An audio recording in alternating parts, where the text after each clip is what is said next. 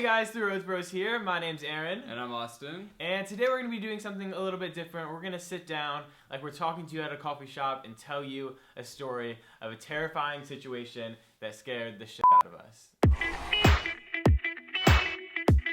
Alright guys, so this story all starts in Ohio when we were home visiting our brother and our mom for graduation and Mother's Day. So Mother's Day was on a Sunday, and we were flying out of Ohio that following Monday to go back to New York for a little event that we were doing. You know, Austin and I aren't really afraid of airplanes, but it usually gets down to like right before we get on the plane, you always get those butterflies in your stomach. You're giving your life pretty much to this pilot. Finally we get on the plane and it all just started with Austin and I not being next to each other. The people who were running the event put us in separate seats, so Aaron was like in the back of the plane, I was towards the front.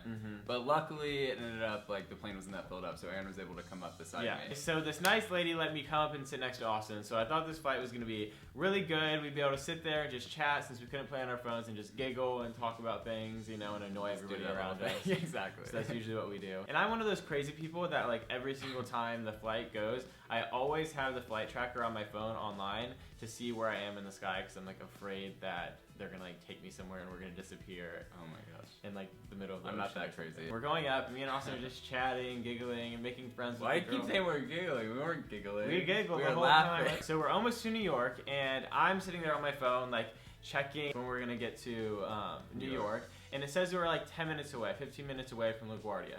So I was like, okay, we're almost there, finally. And all of a sudden, the plane like does like this, it goes sideways. Like literally, it's like we can like feel ourselves like turning. Just all of a sudden, it just turned around, basically. Yeah, like turning. And I was like, oh my god, what is happening right now? And so like initially, I was like, holy sh, I'm gonna die, I'm gonna die. And all of a sudden, the pilot comes over the intercom, and he was like, hey guys, well obviously he wasn't like that, but he was like, he was like, hey, LaGuardia is not letting us land right now because of weather issues, so we're gonna circle around for a while until they let us land. And I was like, initially, like right away I started getting nervous. I'm like, oh my god, they're gonna take us somewhere. So Aaron buys Wi-Fi really quick so we can text people. Yeah, so I thought I was gonna have to like send my last text to my mom, either they're gonna take me to like the middle of the Atlantic Ocean and like take me away. And I download the Wi-Fi and I text our agent that's in New York and I was like, hey, they said that we're not gonna be able to come in right away, so we're gonna be late to this event because they said like the weather's bad. And so then he texts back and he was like, the weather is fine.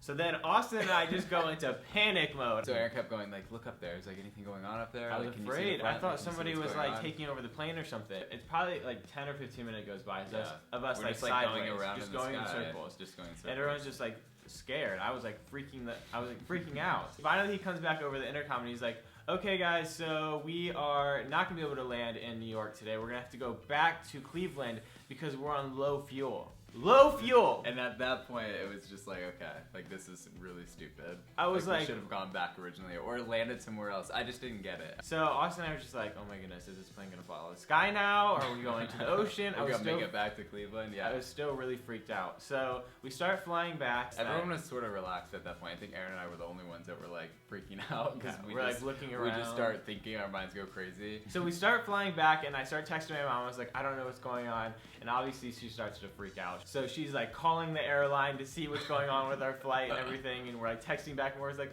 Mom, I love you. I have no idea what's going on. I'm so sorry if I stole your cookies. Stop. So we're flying back. We get almost to Cleveland and we start to descend. They're like, okay, we're going to descend onto Cleveland.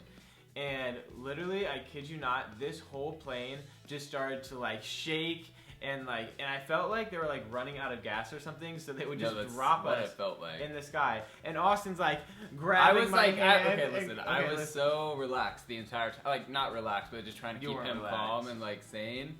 But then as soon as that plane like going down, it was so scary. I literally grabbed his we were like holding hands. Me and Austin are like sitting there, everyone's staring at us. And so we're like flying out, we're like going down, and like this whole plane is like shaking, like you could see it. It wasn't just like it's like rocking a little bit, like we're like turning. And so we finally get down and they land us. That was the best feeling. Once we landed, though, it was cool, whatever. We pulled up to the thing, and then they came over, and they're like, all right, so we're so sorry about this. We're going to have to, like, do something to this plane, like, refuel it, and then we can, like, have this plane take off again, or you guys can, like, switch your flights around. Then the icing on this cake, we get off the plane, and we're not going to say the airlines or anything, because we're not going to throw them under the bus, but we get off this plane, and I go to pick up my bag, and I pick it up, and the strap is ripped off. You need to go grab the bag so you can show them. Okay, go grab the bag. So, I get off the plane, and this is what I find. Alright, so here, wait. Okay, watch. Good description. This is supposed to be here, and attached, and then you attach the strap right there, but it was completely just broken, ripped off, sat there. So Aaron's like, okay, so how do I put this on? I couldn't even put it on.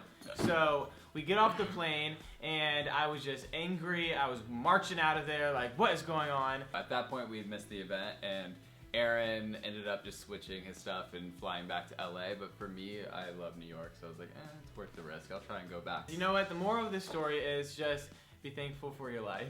Be thankful. Be thankful. Always give thanks. Because you know what? We're here to tell this story, and we're alive, and we're good. And you know what? That bag is... I'm still upset about that. Yeah, I mean... Thank you for listening to our rant about our terrible day at the airport and in the airplane and with the bag. And that's it. And if you guys want, you guys can comment below and tell us some of your stories that you have on planes. Or even if they're funny, though, too. Because I feel like sometimes funny things happen on planes. Like you'll get next to some, like, smelly person. Or even just some, like... Every time I get on a plane, I'm next to a smelly person. So... it's the truth. Alright, so give this video a big thumbs up and make sure you subscribe to our channel because we'll be posting videos every Sunday and some bonus videos in between, and that's it. Yeah. So we'll catch up with you guys next week for sure, maybe sometime during this week. We'll see. Alright, bye guys. Bye-bye.